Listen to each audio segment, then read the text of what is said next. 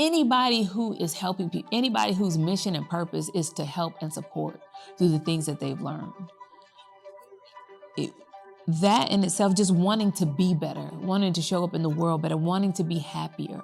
I mean, I feel like if you're happier, you're better. You show up better. You can support other people better. You can be a better business owner, a better mom, a better teacher, whatever your goal is, whatever your purpose is. When you are more lined up with your purpose and who you are,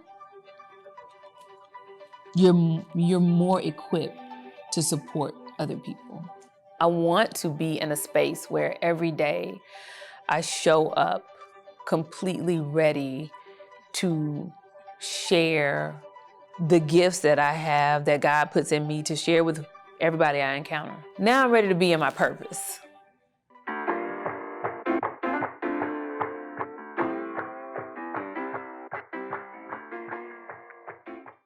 And I think sometimes when we think about our purpose, we think our purpose is supposed to be something that is so big and so life-changing and so visible to the world. And I think 99% of the time it's not. It's what connects us. Maybe your purpose is you learned some information when you were a kid that made you go into a field that helped you reach a person and change their life, and now that person has had an amazing family and has turned into a wonderful parent that they never got to experience. That's a great purpose. Did you go to the moon? No, but that was your purpose, was to make the choices that you made to have that outcome. And sometimes, and it's just like, I don't remember that there's a movie, but it's like our connectivity is what connects us. Us finding our purpose and serving our purpose is what connects us. Because maybe my conversation and my support of one of my clients is something that changes their lives and allows them to mend their relationship with their parents before they pass away. Or, get into a relationship that ends up being the relationship of their lives. Little things, but that's my purpose. And that matters. Finding your purpose, it matters, and it's what I think that's what connects us all. And so in supporting Black and brown women, Black and brown people in general, I think it just comes back to living your purpose and just staying grounded in that, just staying grounded in every day I want to show up to serve. Every day I want to make sure that I've changed somebody's life, even if it's just in a little bitty way, even if it's just 3 millimeters. That's the ripple effect. Who knows what outcome that's going to have for the next person and the next 3 and the next 6 and the next 9. That's how I look at it. I might not be able to help everybody, but I can help this one, and they can help this one, and they can help this one. And that makes a difference. And I think that we just have to be really grounded in who we are. Spend more time making sure that you are clear on who you are and what your values are and what your purpose is and how you want to show up in the world. One of the things I try to tell my son and teach him is that no matter what environment you go to, I don't care if you're at camp, you're at school, it doesn't matter. Your values are your values. You are who you are no matter where you show up. And everything else has to acquiesce to that. You don't acquiesce to your environment. Your environment acquiesces to you. And I try to nail that down with him and just remind him, stand strong in who you are no matter what your environment, because eventually they will. Your environment is going to acquiesce to what you were. No, I don't stand for that. No, I don't stand for that. I stand for this. And then if we're talking about an environment of people, well then the people who they don't get down like that, they're gonna leave. and the people who do, and they're like, I'm with you. That's where I stand too. And then there are going to be some people who are curious, like, I've never even thought about that. Tell me more about it. And so then you're educating people. Like, well, I feel like this, and these are my values, and this is why these are my values.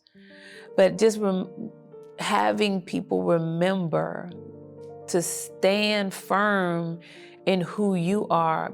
I was listening to a book on tape, and it was saying, give people the gift of your silence.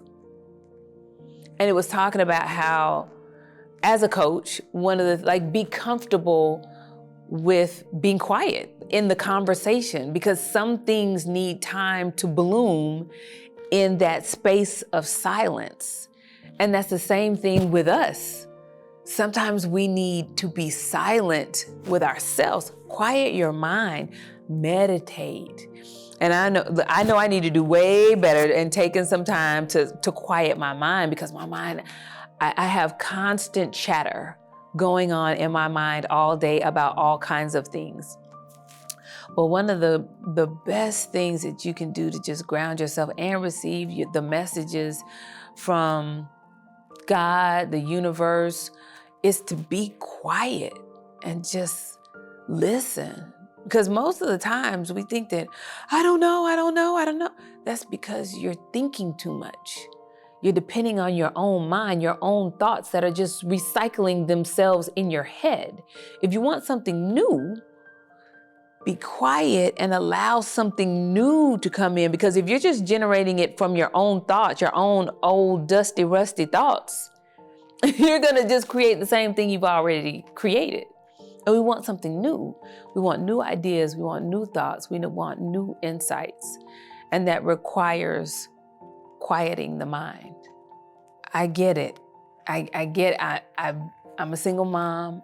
I get it. I don't even have time for this, and I don't even have time for that. But you have time to keep living like you're living?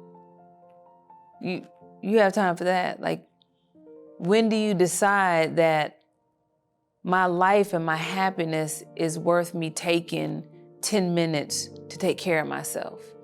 That the bigger picture is worth me taking 10, 15, 30 minutes, an hour to take care of myself, my health, my body, my mind, my spirit, reading your Bible, planning, You have to acknowledge to the universe, I think I'm worth it.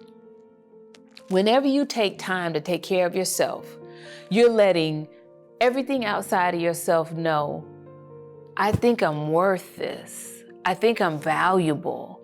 I think I matter. I'm worth stopping for. I'm worth caring for. And everybody needs to know that. Especially if you're a single person or a single mom and maybe you're looking to get into a relationship, or your energy needs to say, I care for me, so you should care for me. But when you show up, I don't even care for me. Well, then why would somebody else? What if you don't care for yourself? What would somebody who approaches you and wants to be in your life well, you want me to care for you, but you don't even care for you. And I'm not at all saying that it's easy, not in the least sense. I'm saying it's worth it. I'm saying it's worth it to figure it out.